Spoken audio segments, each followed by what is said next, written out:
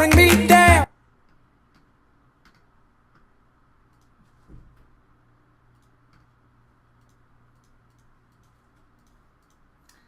Hello, good morning everyone. Welcome to your daily wholesaling, lease options, and marketing mastermind session.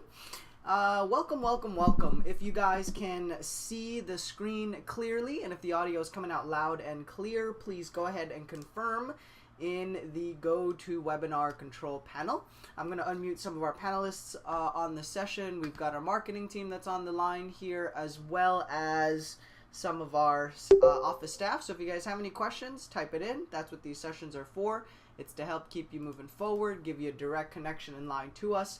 If you're not already subscribed on our list, please go ahead and do so. There's going to be a subscribe button here wherever you're viewing this particular post, whether it's on YouTube or on one of our websites. So big good morning to everybody. Lilia, a couple big announcements here. Susie, I do see you on the session, and I think was today the deadline. We had to make a decision on that purchase. Please let me know so that we can get something sorted out today, or if there's a way for us to kind of delay delay the purchase. But if it has to be done today, do let me know. I have a couple options already lined up here for us. And I also sent a text message yesterday seeing if we wanted to kind of mix things up in terms of strategy or focus on another pipeline here moving forward. So kind of like update the strategy moving forward, right? Lilia, please have your lead and deal transaction and details ready, particularly the numbers. I'm going to talk to Bill here, and we wanted to come up with a way that you guys can submit leads and deals to us so we can either tell you, hey, it's a good one, you need to find out more information, or this person is a possible dud. Okay, so proceed with caution. Don't spend too much time with them. Now, the group coaching sessions, right, because some of you guys are members and do have access to that, that's what those sessions are for as well. Live deal structuring, talking to sellers, any support or training with Podio. Let's say you got stuck on a certain part of Podio. Jump on that session. We'll log into your account, walk you through it step by step. Okay. July 27, 28, San Diego, we have a workshop on there. Henry Serrano's coming out, Ken Wenrick's coming out, and Claude Diamond himself is coming out. So that's going to be a really, really big weekend. Really looking forward to that, right? We have some folks flying out from Atlanta. Thank you so much, guys. I'm really looking forward to catching up with you. Kenny Pugh is finally going to come out. He's been a subscriber of ours for a couple of years now. Never met the guy, and he'll be coming out to San Diego as well. So really, really looking forward to that. Lilia, if you're ready with your lead details, we'll get you unmuted so we can talk and find out if this is a good lead and what other pieces of information to collect if we're still not clear how to proceed with that. Bill, go ahead and do a mic and audio test, please. How's it going on your end? Hey, it's going good. I hear you loud and clear, Gil. Excellent. Let me turn up my volume on here as well. And anything urgent that popped in the last 24 hours, any interesting one-on-ones you've had that you'd like to address here for the benefit of the group? Yeah, I mean, we, for all those skeptics out there that thought that one deal in 30 days was not good, how about 5 in 5 weeks? How's that? That's a nice one. We may be able to dedicate the session tomorrow and kind of break down how that's going, but that is pretty impressive. I don't want you to spill all the beans if you wanted to save it for another session, but any interesting insights? So that's 5 contracts in how many weeks? Yeah, in about 5 weeks. I mean, here's the deal: is anytime you start from ground zero, you're starting a new market and you're starting from scratch, it's going to take you a little bit of time to set up the infrastructure. Unless you're a very experienced investor, totally technically savvy, you've got all the signs and everything ready to go, then you can go into a new market and maybe, escalate it fairly quickly. But if you're starting truly from ground zero, it's going to take you a little bit of time to get all your infrastructure set up. So, that's what it was really all about is, and teaching somebody exactly all the nuances of the various deals. But anyway, one of the things that I think would be helpful right now, and I'll be quick about this, is the investor is going to hold an open house on one of their lease option properties that they have tied up under contract. And so we were kind of going over what you really need to do to make it most effective. And just a couple of quick things is, number one, put the directional signs out well in advance of the open house, at least by Thursday if your open house is on Sunday. So all the directional signs are directing the potential tenant buyers to the property, and then in the front yard of the property it says open house from 2 to 4:30. And then there needs to be a flyer box in the front yard, with a one-page flyer with all the basic information about the property and hopefully a picture of the front of the house. And the flyer lists all the features and benefits. It has the price. It puts the option fee required, and also if it's a lease option, we like to put on there, ask about our down payment assistance program.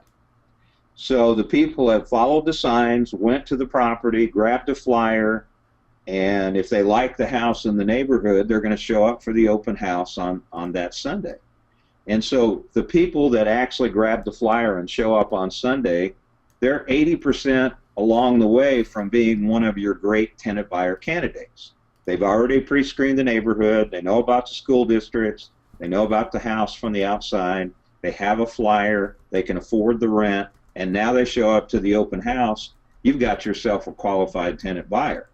So that's one of the things you want to do. The other things that you want to do, and this is really important, anytime you tie up any kind of a property, whether it be owner financing, wholesale deal, whatever, see if you can get some information about utilities on the property. A lot of people will ask, especially on a lease option.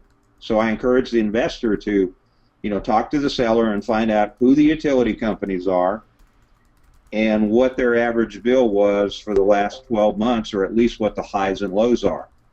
The other thing you can do is go ahead and get an authorization from the seller and send that authorization to the various utility companies, and they will fax or email to you a spreadsheet with what the actual bills really were for the last 12 months. Water, sewer, electrical, trash, whatever the utilities are in your area. Because I promise you that when the tenant buyers come in, whether they call you on the phone or whether they look at the property and they're interested, one of the first questions they're going to ask is, how much are the utilities? How much the electricity runs in the winter? How much does it run in the summer? And the gas and the water and sewer and all those things. And if you can't answer those questions, it sounds like you don't know what you're doing. The other thing you want to find out about the property, if you're going to be marketing it, is, especially if you're going to show it open house, find out where the air conditioner and the furnace is, whether it's gas or electric, where the crawl space is to go in the attic, which room that's in, where the filter is for the HVAC unit inside the furnace, where the unit's actually located. Is it in the attic? Is it in a room on the first level? Or is it in the crawl space underneath the house? And so those are some of the things that, and obviously, we also, anytime that you sign up a deal after the contracts are signed, one of the first things you want to do is present to the seller a seller disclosure statement that's approved in your state. If you Google it, state approved form for seller property disclosure form, California, seller property disclosure form, Nevada, whatever state you're in, to Google the state approved seller disclosure form. There's one in every state, and get a copy of that and have the seller fill it out not before you sign your contracts. After you sign your contracts and you're putting your package together to promote the property, that's one of the things the buyers want to know. They want to know what the condition of the property is. Has there been any problems? Does it have an HOA and all? So get your state approved form and have that thing filled out, after you sign all your contracts with the seller. That way, when you start marketing the property and the buyers ask you about utilities and about anything wrong with the property, you can actually give them a copy of the seller disclosure statement. What does that do? It lowers their fear level as to, are you hiding anything in regards to the condition of the property? And so anyway, they're just great tools to use to help you better market the property. So anyway, that's our lesson for today, Gil. Back to you. Awesome. Definitely enjoy that one. And if you guys just joined us, welcome, welcome. I see some new faces. I see some familiar ones. And Lilia, please have your lead and deal ready so that we can kind of take it through some review and a line of questioning to determine, yes, it's a good one. Actually, you know what? You might have to dig up some information to verify. It's looking a little bit iffy, right? So please be ready. We will unmute you this morning on the session. And again, that's awesome. That's awesome to hear. 5 contracts in 5 weeks from somebody that just got started out. I'm willing to wager and bet that this person is going off of a bootstrap marketing budget, simply because that's majority of the people. That's how they get started in real estate. Even some of the investors that I now partner, consult for, do deals, that are financially well off or have the resources to spend 2, 4, 5, 10, 20,000 a month in marketing, they'll tippy toes their way in. And so that's okay, because at least they're still taking some action with their marketing budgets. What we're trying to address is the fear and minimizing that tiny voice in the back of your head that's preventing you from launching a marketing campaign that you're perfectly capable and should be doing, right? If you need to bootstrap, please, by all means, it can be done. You just have to be a little bit patient. But if, 5 contracts in 5 weeks, again, those are the kinds of numbers I like to push for. We like to set goals of 1 a week for a new person, so that, exactly. I talked about that in a previous session. We like to call the concept residual contracts. Eventually, you have so many of these emails that are sent out and the follow-ups that contracts will just start coming in on a regular basis, simply because the market does all the work for you. It educates the seller, it beats them up, they get some real-world experience. By the time their property continues to sit on the market, they need other solutions, so that you still have a good relationship and a actual connection with the seller. You follow up, and now things just kind of fall into place real nicely there. So great to hear. Tony, good news on your campaign. I'm having my team take a look at the old workspace that you had in Podio, trying to navigate it and find a way to get those leads into your new workspace, so that we can maximize that. I mean, you guys were dropping about $1,000 in postcards on a monthly basis, or in marketing. I don't think all of it was went to direct mail. But doing that for about 3 to 4 months, that's going to be bringing in some calls. Most importantly, you've got postcards 3-4 months ago, and the seller will just get around to responding to it now, or something will happen down the line, right? That's just kind of how it works. So Lily, I'm going to attempt to unmute you if that's okay. They want to keep. I want to keep some of the which less than any for the San Fernando lead. Let me double check on the San Fernando lead, Susie. I'll double check that one this morning. Okay, so they have to know by today. We'll get them a response by today, right? I would like to say by noon. Let me make some follow-ups, and then we'll definitely move forward. Okay, perfect. So Lilia, I'm gonna unmute you. Paint us a clear picture here. We'll Bill and I, we got some information, but yes, bring us up to speed on the seller that you are talking to right now, because they appear motivated, right?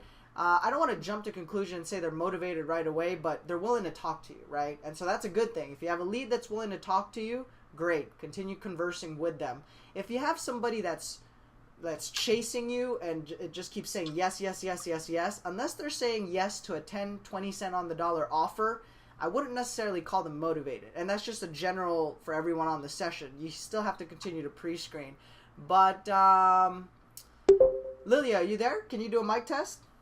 Yes, I am here. All right. Lovely to hear your voice. Good to have you back on the session. So what is Good the morning, seller's everyone. what's the seller's situation? He is 65 years old. He's trying to sell this property, which been rented for years.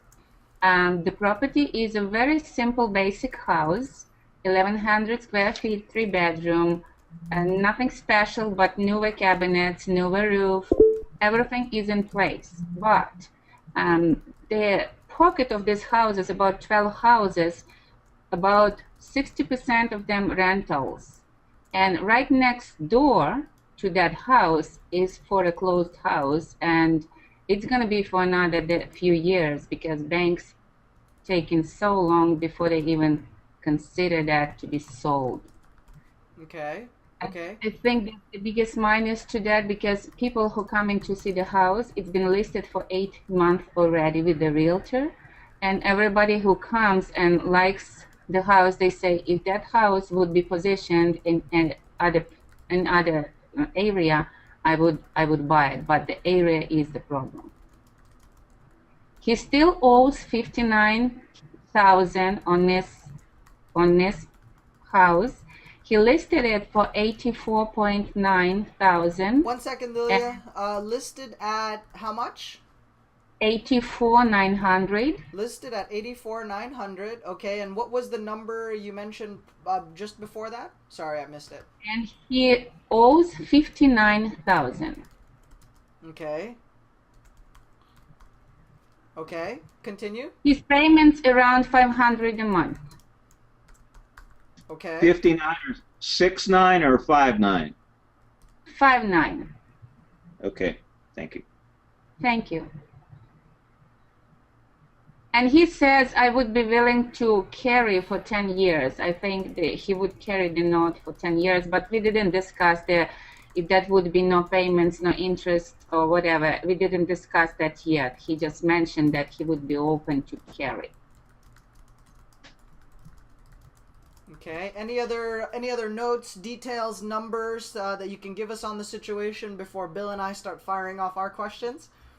The houses assessed in this area about 125K, but not many houses sold lately in this area. That's why it's hard to determine exact market price. Okay, we see that in California all the time. It's tough to comp a property because some areas were just hit so bad, or the properties are extremely limited in that area, right? Or they're just so varied and different in between the different property types. You have a lot of old houses, then you have some that's recently built, so it could be a challenge to comp. Okay, nothing crazy there. Any other details? I think that's all I can actually, that's all I know at this point of time. Awesome. Okay, so let's, Bill, any questions? Well, let's do this. I sent you an email last night about, we got Henry on the line here, and a big good morning to Henry. Didn't see you earlier today, but let me unmute you, get a chance to say hi to everybody. Got a couple of folks here. Definitely recognize you coming from the land webinar we did. Henry, you there? You might be. Yep, I'm here. How you doing, Gil? Awesome. Big good morning to everyone. Looks like you have do you have an official announcement? I see the type. Is there a change in the date, or is that still in talks, not official yet? No, it is official. We finally did get it down, so it's going to be at the end of September here that we're going to be doing our land seminar there in San Diego. Got it. So correction there, guys. Earlier in the session, that's one of the things we opened it with. Looks like it's going to be moved to September, and so definitely mark, change up things there, and I'll send out another email blast to everybody. Other than that, Henry, any other updates or shout outs for the group before we move forward here? Well, one of the things I do want to let you know and let everybody know, I know typically in the summertime it tends to be a little slow as far for some individuals, whether it's on vacation or anything like that. But Gil, we've just been getting some more consistent leads coming in. So actually, the land business has been pretty steady here. Nice, and I can second that. 3rd, 4th, 5th to the 10th degree. We are getting our butts kicked on our direct mail campaigns. Couple of reasons why, right? A lot of people coming into the marketplace, more mailers are out there. It's the biggest time of year for everybody to get started. So our response rates are generally lower than they have been throughout the year, and even comparing it to last year's. You guys are doing some really cool stuff in a niche that is much less competitive and has less barriers to entry. Of course, there's some certain techniques and docs that you guys use, which make it a unique niche strategy. So again, before you proceed in a strategy, make sure you're working with the right folks, people. But your Yeah, leads are and I'll coming in tell you, Gil, consistently. that's a very good point. I don't know if Steve's on the line here, but me and Steve actually made a call directly to the county, and I went through the process.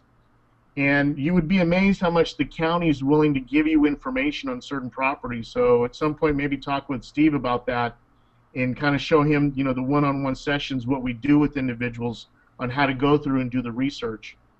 Nice. So a few people are typing on here. Our group coaching sessions are members only. We have a session dedicated just to this niche and strategy because I'm learning some of this stuff all over again, and some of it are brand new to me. So those are members. We will be posting some. Henry just said it's pretty cool. It's okay to post some of those sessions to show you guys what we're working on. This will also help you guys kind of get familiar and see if the September event is something that you guys can make and would be a good strategy for you. But that's another thing I want to bring to the forefront there. How these guys are prioritizing leads and deals. And because of the leads that's coming into their business, they have the luxury to postpone and move an event out and just focus on let's do a whole bunch of deals. So that's pretty awesome stuff. So thanks for jumping on, Henry. I'll make sure we get the announcement here to the rest of the group. And Hey, Gil and Henry. Yeah, Bill, go ahead. Yeah, just reminder about that land deal that I sent to you the other day. We submitted another land lead for review, Henry. I'm not sure if you saw that or Steve brought it up during the deal analysis webinar. There's another piece of land deal, so I'll make sure Steve brings it up with you today for review because Bill has a possible land deal that may or may not work, No, perfect. That'd be great. I know one of them we got was in Kentucky, so I don't know if that was. Yeah, that's it. Yeah, that's Okay, the perfect. one. Okay. That's the one. Awesome. Yep, that's what I'm looking in. So yeah, definitely did receive it, and we're working on it right now. Yeah, well, just let me know because I'm about 40 minutes away from the site. I can do an on-site or whatever other information you need. Okay, perfect. Thank you. Okay. Sweet. I mean, you guys are Now- doing that stuff live, right? It's a lead that comes in. We take a look at it. Very unique that the actual main principal investors or the geniuses behind a strategy are that hands-on with their group, but that's the kind of quality Henry Serrano and Ken Wenrick really put into their programs. Even Claude Diamond, who's he's like the Rolls Royce of one-on-one real estate coaching. The guy it charges top dollar, but he gives you the same type of attention in the one-on-one that really nobody else does in the industry. So that is really some cool stuff, and hopefully that lead turns into a deal. So let's jump right back into this one. Lilia's hanging on the edge of her seat. Bill, any other numbers or questions that you'd like to fire off and ask Lilia while we're on the session so we can somewhat move this forward and get better insight? Is this really a motivated seller, or is this do we have to rework all the numbers and offer a different strategy entirely for this one? Yeah, I wanted to know, I think she mentioned that the property has an existing tenant. How much is the monthly rent, and is this a long-term tenant, month-to-month? What's the situation with the tenant? Lilia, go ahead and jump in. There is no tenant at this point of time, and I think was not for quite a while because he renovated property. He put new appliances, put new carpet because he really wants to sell it. And he mentioned that he was charging for rent $900, and he says you would get in this situation right now about $1,000 maybe. Okay, how long ago did he have the property occupied by a tenant? It was about 7 years or 8 years already. It's been rented out, but there is no tenants at this point of time. How long has it been vacant? He has it listed for 8 months. Okay. What state is it in? It's in a good shape. Oh, pardon me. It states it's Maryland, southern. Oh, in Maryland. Okay. Okay. So, all right. Alrighty. Well, it's in a rental area. He owes about $59 on it. How come? Is it listed with a realtor? Yes. How come it hasn't sold? Because people don't like the area where the house is located. Okay, so it's not an area where it's attractive to buyers. It's substantially an investor area, then, is what you're saying. Correct. That's just rentals around, not many family houses. I see. So would he consider selling it, for what he owes on it or close to what he owes? No, he says 8 is the least he wants to get for it. Okay. And all right, so he thinks he can get $1,000 a month, and the underlying payment is $500 a month. Did he say what he's looking for on the owner financing payment? No, we didn't discuss owner financing, Bill. I would like to have some suggestions on that department because I never dealt with the owner financing yet. Well, first of all, it depends on what the laws are in Maryland regarding taking over existing financing. There's $59,000 at a local lender or national lender that's on that loan. Do you know? Mm-hmm. Do you know whether it's a local lender or whether? I don't know. No, I have to find out. Okay. Because most likely the loan has a due on sale clause in it, and they may not like having somebody buy the property, taking over that existing loan, because that's what you'd have to do here. The property was free and clear, no problem, we could do a deal today.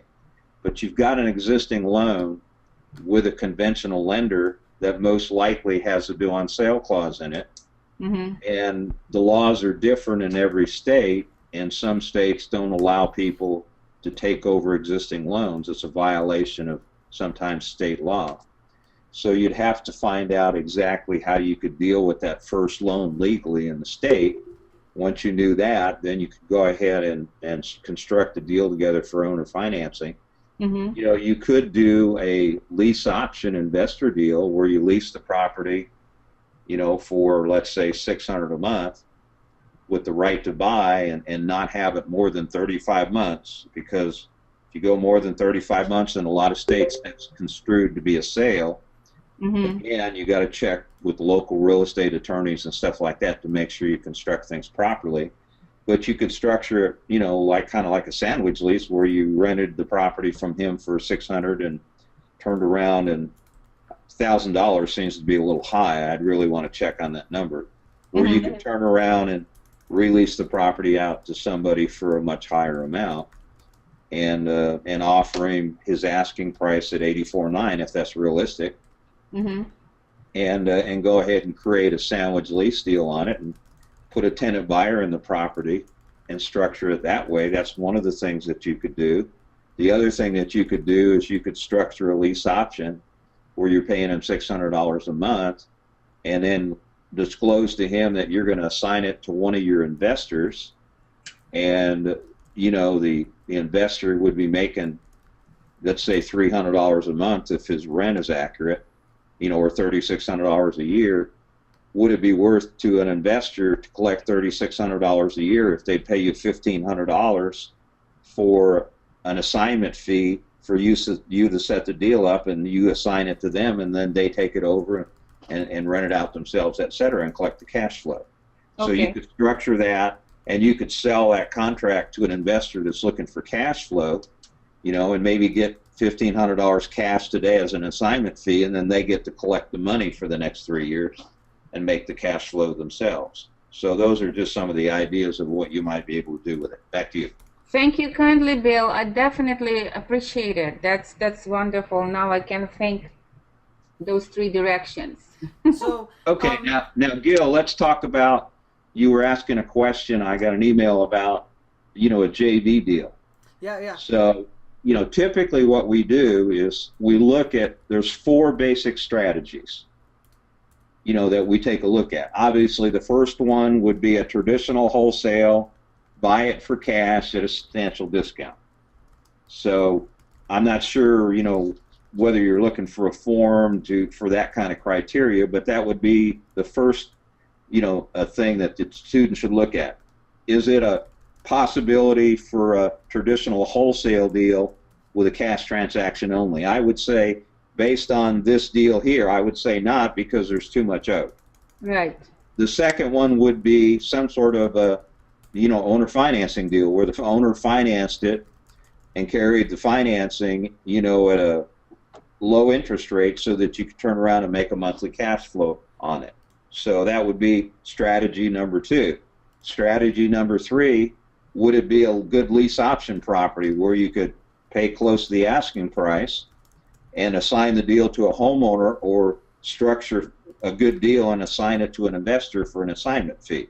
So that's strategy number 3. And strategy number 4, if you're a licensed realtor or have access to a licensed realtor, if the other 3 don't work and the seller's essentially looking for a retail deal, maybe they rehab the property, it's great neighborhood, great condition, they don't want to do any of the other 3, then the only other option would be to assign it to, a broker that you work with, or an agent that you work with, and let them list it. If the seller doesn't already have an agent that they work with, is have your agent go ahead and list the property and work out some sort of a referral fee that's allowed in your state.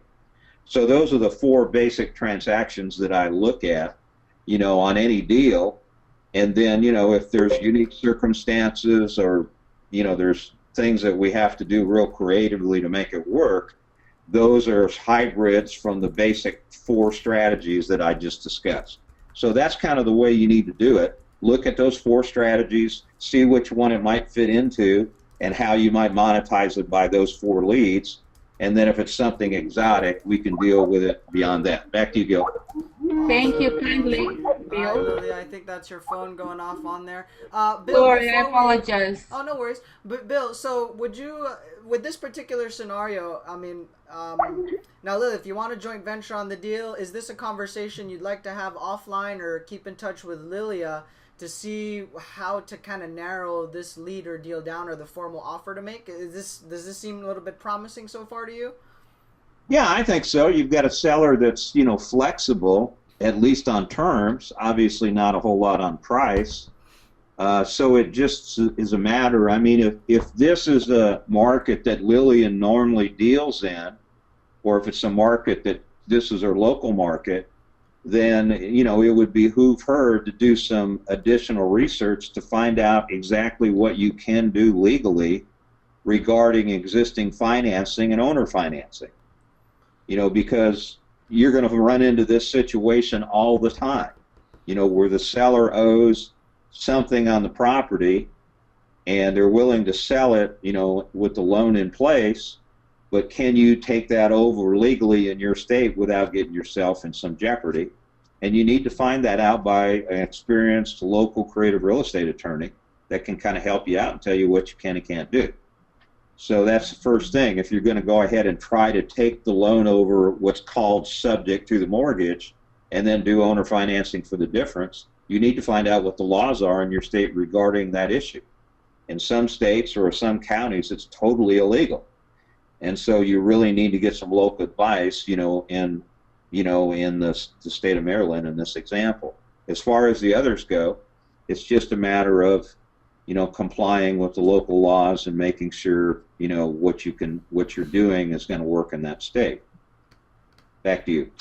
Awesome. So Lilia, you've got you were taking some notes, with regards to some of the questions to ask. So I just wanted to add a few things to that.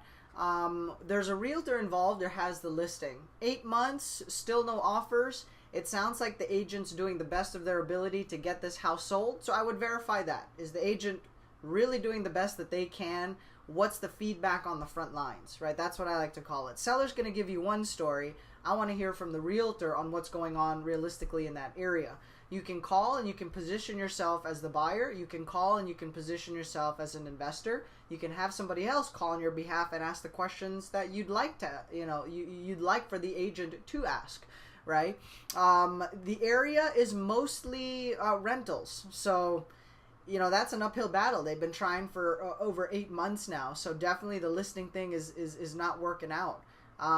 Is the agent about to drop the listing? Do they have a solid relationship with the seller? Is the seller thinking about firing them, or vice versa, right? Again, just want to understand exactly what we're working with here and who the primary point of contact and which people we need to all bring together on the same page. Who is the lender? Bill mentioned that earlier, right? Finding out who the lender is. Have the seller find out this stuff for you, okay? So that you don't do all of their work if you can't, or if you're already too busy. Now, if the seller doesn't take the time to dig up and find that information, are they really motivated to get this house moved?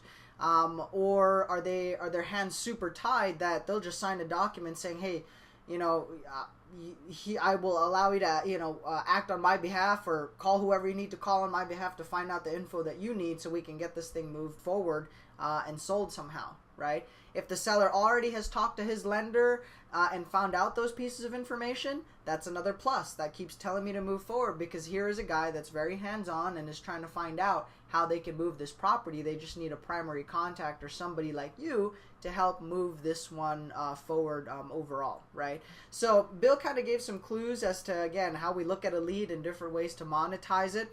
On tomorrow's session, we'll dig a little bit deeper into this and come up with an outline so that you guys would have you can fill out the outline with the pieces of information we need. Lilia already brought in, I mean, she's got numbers on the deal, she's got scenarios, she's talked to different people on the deal, and has a lot of, you know, insight, enough for us to be able to, hey, here are your options, right? So we want to be able to give you guys a nice little criteria or a form that you can fill out so we can say, hey, yes, here's the information you need to move forward, or you know what, this is really looking like a good lead or deal. It's definitely something we can consult on, definitely something we can joint venture on, or it's definitely a deal you need to go pursue, and here's how you would go ahead and do it, right? So if anybody else has any urgent inquiries, go ahead and type it in. We have about a minute or so before we jump off of our session here today. Before we close it out, just want to remind and get some updates out to everyone. The San Diego workshop with Ken, Wenrick, Henry Serrano, and Claude Diamond, that's going to be moved to September, right? We're getting bombed with leads right now in that in that strategy. So the focus is to work those leads and do deals at the end of the day. Since that's how we make our fortunes, right? That's what we do. Replays are up on the website. It's all on learntoinvestforfree.com. It will take you to our main site, and you can check out the different YouTube video posts of the replays of our support and training session. If you click on the Notes tab, it'll take you to some of the questions that were asked and addressed in that particular session, so that you can pass that on to your particular team. David sent in a question on text. Is there a way I can strip your audio and train them and put them on a CD? I want to drive around in my car, play them back, love the material, but I am so busy it's difficult to go through them and take notes at the same time, right? So I get that. You know, we have subscribers and investors and bird dogs, property scouts, agents, brokers that log in at different times in the day. Some even at work. That's how I got started. I would watch my training videos while I was at work as my background music. But you know, maybe we'll revisit the possibility of you know, getting a podcast out there launched, right? Bill is in a position now where he's looking for other markets. There's been turnover in students. There's been people relocating, moving to other markets, changing up strategies, exiting real estate, going back into real estate. So a lot of transitions happening. And so we'll definitely revisit the topic or idea of a podcast and get that out to everybody. If that's something you guys would like to see and would check out the podcast, do let us know. Type it in my Facebook, leave a comment on the status, or send me an email so that we know to push through and we can deliver on that one for you guys. Last but not the least, if you're not already a subscriber, please jump on and you can join our lists. Bill, go ahead. Yeah, so what you're saying is the workshop that was scheduled for July 27 and 28 is now moved to September, right? Yes, that is the same one. Okay, and then one other thing, back on Lilia's deal, I just had another thought, is, and this is where, you know, knowing the situation is where you can come in with creative kind of deals. And so looking at this deal, it doesn't look like, yeah, it's not a great deal. You know, it's just an ordinary deal. But here's how you could easily make it a great deal. Is the seller, that's why I asked all these questions. That's why you ask all these questions, because when you get all the information that you need, now you can come up with a solution. So the seller's been sitting on this property for 8 months. It's been vacant for 8 months, which means the seller is, you know, taking $4,000 out of his pocket to support the underlying mortgage, you know, on his property. And based on, you know, we don't know the realtor, whether, you know, the gal or the guy, whoever it is doing push-ups on the interstate to get this sold, but obviously it's not happening. So if I were going to buy this property, one of the things that I would ask the seller to do is continue to make the payments on the first mortgage for at least the next 3 to 6 months. I'd ask for 6 and probably negotiate down to 3 or 4. So now let's go back to our investor. So we package this deal together, and we got it structured where the seller is going to continue to make the payments, let's say for the next 4 months. And so I present this to an investor if I don't want it and say, hey, I've got this deal. We got owner financing with no payments for the first year. We've got no payments on the first mortgage for the next 4 months. So if you can get this thing rented in the next 45 days, you're going to pick up, at least $1,500 worth of additional rent because you don't have to make the payment to the seller on the underlying loan for the next 4 months. And so with that kind of deal, what I'd like is a $1,500 assignment fee to give you this deal. And so it's not really costing the investor anything because they're immediately going to get their money back in the next 3 to 4 months. And then after that, it's pure profit from that point forward. Once they get it rented, they have to pay the seller. There's probably at least $300 or $400 worth of cash flow after they make the payment on the first, now that they're obligated to do so. So that's the other thing I would ask for. The seller's already been willing to pay the payments on a vacant house. Why not another 3 to 6 months if he wants to move the deal, and also if you're willing to pay him close to his asking price. So that's another way that you could creatively twist the terms and conditions on this to your benefit, and the seller finally gets a property that he can get off his books and say that it's sold. Back to you, Gil. Awesome. Nice way to close out the session there. So Lilia, do follow up with the seller, and if they continue talking, answering, and willing to work, and structure a deal, then we'll schedule a call outside, review it offline, start working on some docs, put together some numbers, and get this property, locked up. So thank you kindly for all the tips, Azealia. Most welcome. And we'll catch you guys tomorrow at 8 a.m. Pacific Standard Time. And have a great day, everyone. I hope you guys are having an awesome start to your day so far. If we're already halfway through it, thanks again for checking us out. And we'll see you on the next live session. Bye-bye, everyone.